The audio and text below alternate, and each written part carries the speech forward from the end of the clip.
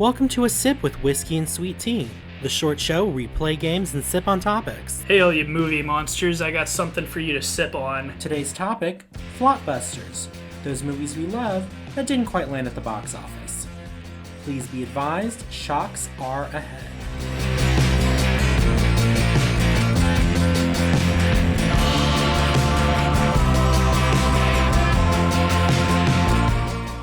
There are tons and tons of movies that are beloved by fans, children, parents, movie critics, what have you, that completely pooped the bed when they came out. And I bet some of these might actually surprise you. Can you think of any off the top of your head, T? Oh yeah, what's that big one? It's every Christmas they put on. It's a Wonderful Life. Oh yeah. So I've actually got a bunch of what I call the obvious ones that we're going to start off with. And these are ones that people often regard when they're talking about movies that are super popular now that bombed. Yeah. So I'm going to read off of these just at first. And you'll hear my gasps or snickers. Absolutely. So It's a Wonderful Life, obviously. That did so badly, they didn't even hold on to the copyright of the film, which is why everybody puts out copies of it. Right? So there's two films by Jim Henson Studios, Labyrinth and Dark Crystal. Again, not exactly a shock, but nowadays they're super popular. Yeah, I was about to say, I have friends who are just really into Labyrinth. So another Christmas one, actually my favorite Christmas movie, A Christmas Story. Really? That did bad? Horribly. Oh my gosh. I mean, I've never been a fan of it, but, I figured with as popular as it is... No, It's a Wonderful Life all over again. It got played on TV, and people started really liking it. And now they have ornaments for it at Hallmark. If there's any fans of Wet Hot American Summer, that was also a big bomb at the time. Just that title, I can't get past it. Scott Pilgrim versus the World. That's not surprising. The Boondock Saints. The Boondocks... Isn't there like a series on Adult Swim? No, that's the Boondocks. This is a movie about two men who become vigilante killers in Boston. Oh, okay. It's a bit... You should... Hey, future episode, sounds possibly. Heartwarming. Event Horizon. Highlander. Okay. Blade Runner. Oh gosh, really? Blade Runner? And it actually came out the same year as The Thing. It actually came out just a few weeks after, I believe, and bombed. That year was so rude to some classics. And Blade Runner 2049, just a few years ago, bombed as well. Yeah, but people are starting to like it now. Well, people liked it when it came out. That's like a whole other thing. We'll get into that later. The Big Lebowski. Really? Oh, yeah. I thought it'd at least do average. Not at all. Total bomb. It's only, again, like now it's like got a cult, popularity. Literally cult. They all wear bowling shirts and they show up at the bowling alley. No, they dress up as the dude, because the dude abides. No, that's true. The Princess Bride. Really? The Princess Bride bomb? Huge bomb. I just found out recently the guy who tells the story in that is the same guy who plays Columbo. Yep. It's also, it's funny, a lot of these ones in the 80s are kind of have the It's a Wonderful Life thing. Princess Bride, Big Lebowski, Wet Hot American Summer, Christmas. Like, all of these, like, they got played on TV and became popular. People say that's and also Blockbuster, ironically, kind of paved the way for these because a lot of them are big on rentals. Yeah. So we've got Fear and Loathing in Las Vegas, Brazil, Harold and Maude. Really? I mean, really, but at the same time, I can kind of see why that one wouldn't do well. Oh, yeah. Shawshank Redemption. That I know of. There are literally theories, because people talk about how great the movie is. I am one of these people that believes this, that people love this movie so much, not because it's good, but because they grew up watching it on reruns on TNT. It's pretty good. Office Space. Really? Office? That didn't do that, not even for a comedy movie? Not at all. Okay. Got big on TV. Donnie Darko. Okay, I mean, that's kind of niche. I can see that. Heathers. Oh my god, I have a friend who loves the Heathers, but... Bombed. And then Dazed and Confused. Dazed and Confused. I don't know that one. 1980s comedy. Well, 1991, I believe. It's Richard Linklater doing a 70s high school movie. Oh, okay. All right. That That's from that? Yeah. Okay. Like breakout performances from what's his it was a huge tentpole movie. It was a big deal. So those were the obvious ones. Okay. Those are ones that most people know bombed and are big now. So I decided to see if I could find one that would be even more shocking. Can I just say I wish they would have kept the original title for Shawshank Redemption, Rita Hayworth and the Shawshank Redemption. I think it sounds classier. That's interesting. I didn't know that was the original title. That was the title for the story it's based on. Interesting. All right, so the first shocking flopbuster. Okay, throw it at me. Matilda. 1996 film about a girl with... Doesn't shock me. Doesn't shock you? No, I was bold. I that's not a movie I grew up on, but when I've watched it, later, I've been like, that's okay. So this goes kind of with the theme, like with our Reels on the Rocks about The Thing. Like this is a movie I feel like a lot of people, especially my age, did grow up with. Yeah, they grew up watching it. Yeah, and they loved it. I remember, and some of these I'm going to list off, I remember kids at school seeing and like talking to kids at school about them. So to me, it like blows my mind that like they bombed. But the reason I bring this up is like, again, just because a movie fails at the box office or is critically panned, it doesn't mean it's a bad movie. It doesn't mean that people aren't going to receive it eventually. And this is where I think, this is my thesis I'm presenting, is that the measure of good film is neither money nor critical acclaim, it's time. If in 50 years people are still talking about the movie, it's a good movie. Yeah. If people still know about the movie, it's a good movie. So that's just my opinion. But so Matilda, starring Mara Wilson, came out in 96. It actually won 3 Children's Film Awards, the Syndicate Audience Award, International Children's Film Festival, the Starboy Award, and the Young Star Award for Best Young Actress for Mara Wilson. So it actually won some. Critically, critics liked it. I think a few didn't, but generally it was. It was just. I guess it's just movie. movie people shouldn't go to see. Yeah, and it didn't bomb by a tremendous amount, but it definitely, if you don't make back your budget, that's actually worse than it sounds. Yeah. So its budget was $36 million. It only grossed $33 million. Wow. So not the worst ever, but we could do better. So I'm gonna pause for your gasp for this one. All right. Willy Wonka and the Chocolate Factory. Did you really? actually not? So you didn't know that one? I did not know that was a bomb, because now that's one I grew up watching. Although, theory, Willy Wonka and the Chocolate Factory, the original one, is just Saw for kids. It is Saw for kids.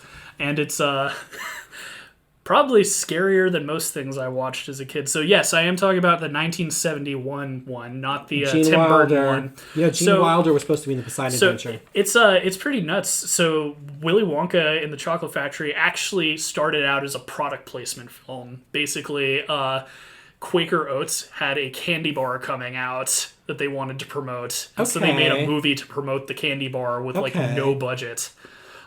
Despite it bombing at the box office, it did actually win, or it got an Academy Award nomination for the musical score. Yes, well, so it's iconic. But yeah, the Quaker Oats thing, they talk about this in, like, if you watch bonus material on the DVD and stuff, it's crazy. It was made to sell a candy bar that actually ended up not coming out, because when it was going to come out, like, the chocolate was melting because they screwed up the... What? It's crazy. Okay. It's funny that it became a classic. The budget at the time was... the budget was $3 million, which at the time was not that. It was definitely, like, a bigger movie, but $3 million was, like, not crazy. It only grossed $526,633. So less than $1 million. That's never good. Blowing minds, right? All right, so all you cinephiles out there are probably going to poop your pants over this next one, but David Lynch's Mulholland Drive actually bombed at the box office. I don't know if you've even heard of this movie. I definitely want it to be on the show. I have heard of this movie for reasons. Interesting. And I think I know why you've heard of it. But anyway, came out in 2001. David Lynch was nominated for Best Director. And the movie has actually won 49 other awards besides any Academy Awards. Have you ever been on Mulholland Drive? It's not that pretty. It's pretty, and I'm usually paying attention to the road because it is a very curvy road. Oh, okay. I'm over definitely a future episode for us because you haven't seen it. And I think it's a great film. But the budget was only $15 million, so not super crazy. It did gross $20 million. But that's because that's the international box office. Here's one. Fight Club. Every frat boy's favorite 1999 thriller. The ones that they like it because they don't get it. So Fight Club, this might have been eligible for the obvious awards, but you showed me this. That was an enjoyable movie, though. Yeah. It's interesting. Like, this is one that could have been eligible for my obvious list, but the thing is, like, I always forget that it bombed because it seems so well made that like it's easy for me to forget. But this was another Blockbuster hit, as in it was a hit at Blockbuster Video. So when it came out, it did not do well, but because people rented it, word spread that it was really good, and it became a thing. So the budget was $63 million, so pretty big. And this is another domestic bomb. So like total worldwide, it actually did make $111 million. Okay. But in the US, it only made $11 million. Next one is one that I am very surprised. I was very surprised when I heard about it. This is another one that like kids at school saw and I know and we talked about and stuff. Let me see if I saw it. 1999's The Iron Giant. I don't think I saw that in theaters. I think I saw that like when it was like airing on TV. I saw it in theaters, and it was probably my favorite movie that year. That is such an emotional movie. So if you haven't seen the film, I highly recommend it. But it was directed by Brad Bird. He's a very visionary animation director. He's really cool. He did Iron Giant in 1999. Bombed spectacularly. Its budget was $70 million, and its total gross was $23 million. Whoa. Not domestic or anything. It's just, that's what it says on IMDb. It only made $23 million out of 70. And it is amazing. Again, if for some reason you've never heard of that film, highly recommend that was the it. first film that a lot of people saw, a lot of like first kids movie that people saw that as children they saw that that showed them a film could have some deep emotional depth to it. And so I'm shocked actually that it didn't, go anywhere. It also showed that Vin Diesel could voice cartoon characters before he decided to be creepy, be a tree later on. Or be a tree. All right, moving on. So another shocking one. Citizen Kane only made $1.5 million when it debuted. Yeah, but it was blocked from like all the theaters. That's the thing. That's the asterisk right there. Is that doesn't really count. All right. So surprisingly, Wizard of Oz. Really? So this one's weird. Its budget was $2.7 million. It made $3 million, but the studio deemed it a failure for only grossing, that much more than the budget. So it was deemed a failure, and again on television, it became really popular. Here's one that is a lot of people's favorites, and I wonder if you. Well, I'll see what you have to say. Hocus Pocus. I've never seen that. You've never seen Hocus Pocus? No. That's like I don't know why I've never seen. I never saw it. I'm not saying it's bad or anything, but I just remember. Any of you Disney fans, yell at T in the comments. I didn't even hear about it until Facebook became a thing and people started sharing, memes of that. Like, how have you not seen? Get your butt. I think it's. Well, come Halloween, it'll be on Disney Plus. Fun fact: part of the reason it bombed, in my opinion, is that, as I said, fun fact, it came out the same weekend is Jurassic Park. Yeah, that was in July. I'm sorry. They put that out for a July. Okay, that's just the studio. It is a Halloween movie they released in July, the same weekend as Jurassic Park. So the budget for Hocus Pocus was $28 million, and it grossed $39. So not a huge bomb. It's not a huge bomb, but it could have been better. Vertigo from 1958. One of Hitchcock's masterpieces. So it actually did get mixed critical reviews at the time it came out. Yeah, I think I read that. Hitchcock blamed Jimmy Stewart for being too old to play a love interest. Yeah, because that's what my thought running thread was. Is oh my gosh, an old man. How could he find? Right? He's not even old. He looks like he's the same age that he was in Rear Window. It's like he looks like the normal leading man age for the time. I guess I don't know. Maybe I'm just wrong. Very strange. So this wasn't a financial bomb. It did gross $7 million out of a $2.4 million budget. Okay, this was more of a critical bomb. Got it. Rather than a financial. Yeah, it made plenty of money. It was Hitchcock. It was supposed to be automatically exactly. great. It's like this would be like if Scorsese released a new movie and most of the critics said it was a stinking pile of garbage. Oh, I'm sorry, he did. It's called The Irishman. Ooh, they're coming for you, T. Mm-hmm. Fantasia from 1940. So this one is weird. That is weird. So the thing about it was like one of the most expensive movies at the time to come out. So it was kind of one that would have bombed no matter what. Now it has its budget at the time was $2.2 million. Mm-hmm. This was only a few years after The Wizard of Oz, and The Wizard of Oz had what was considered at the time a tremendous budget at $2.7 million. So $2.2 million. Think that way. Like Wizard of Oz is essentially like Marvel Endgame at the time. So 2.2 for like an animated film is like bonkers. So at the time, it did as well as it could, but now it has grossed over 76 million cumulative box worldwide cumulative worldwide box office. I'm sorry, I should not have corrected you. That was rude. Semnemini. So yeah, that's another weird one, but it is kind of crazy to think about. That's considered like one of Disney's best movies. And that's like it's. I mean, it makes sense when you think about it, and same thing with like The Wizard of Oz supposedly bombed too. Like it's when you're working at a high enough budget. It's you're playing a dangerous game, even if it's a good movie. The Wizard of Oz, it made its budget back and it did pretty well, considering that year it was up against the highest grossing film of all time, because that was Gone with the Wind. So the fact that it still was able to make back its budget, I'm just like, y'all did good. I mean, I still find it weird that it made more than its budget, and it's like, and they're like, it was still a failure. I mean, Hollywood's funny. Like, unless it makes like 4 times the amount of money, like off the budget, why it's bother? like exactly. So the last one is, for all you comedy fans, you might be surprised to hear that Spinal Tap from 1984 actually bombed. And if you like Spinal Tap, you need to watch the episode of The Nanny where Fran Drescher reprises her role as Bobby Fleckman. So, just side note for all you fans out there, no one asked. So it's funny.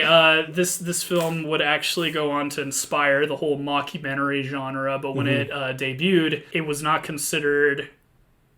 Well, I guess no one went to see it. I guess it looks like it might have made like half of its budget back. But the point is, I'm trying to make with this sip is that it's, again, just like with The Thing. Numbers don't tell you how good a movie is. Well, not initially. Not initially. And same thing with accolades. Sure. What is considered to be good and bad films it's still a subjective thing. It's art, and that's what we hope to promote on this show, is just like honest film discourse. Like, if you like or dislike a movie, use your big boy words or big girl words. Or you can be like me and throw casual shade as people are talking about them. For sure. But like, at least have a reason. Yeah, have a reason behind it. Don't just be like, well, the critics didn't like it, so I don't like it. Or I'm trying to think of what I would consider a valid. I don't think there is really a valid reason other than it didn't do anything for me, or I did not like it. That's the only reason, really, why you should just automatically not like a movie.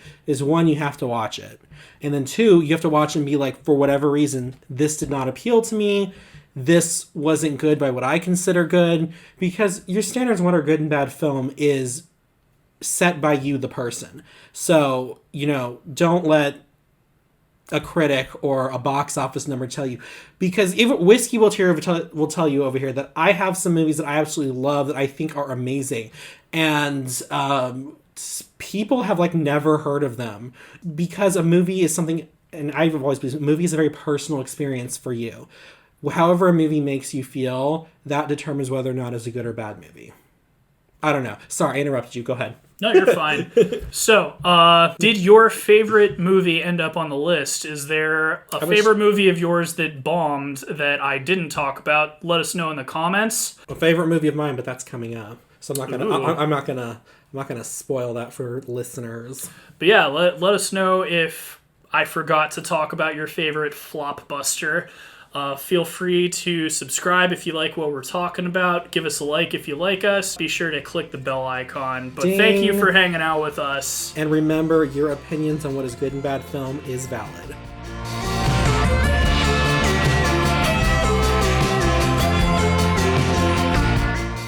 A Sip with Whiskey and Sweet Tea is a production of La Prince Laboratories. It is edited and produced by Alejandro Castillo, with original artwork by Asa Sparsa. Follow us on Twitter at Reels on the Rocks, and tweet at us with any movies or TV shows you'd like us to discuss in the future.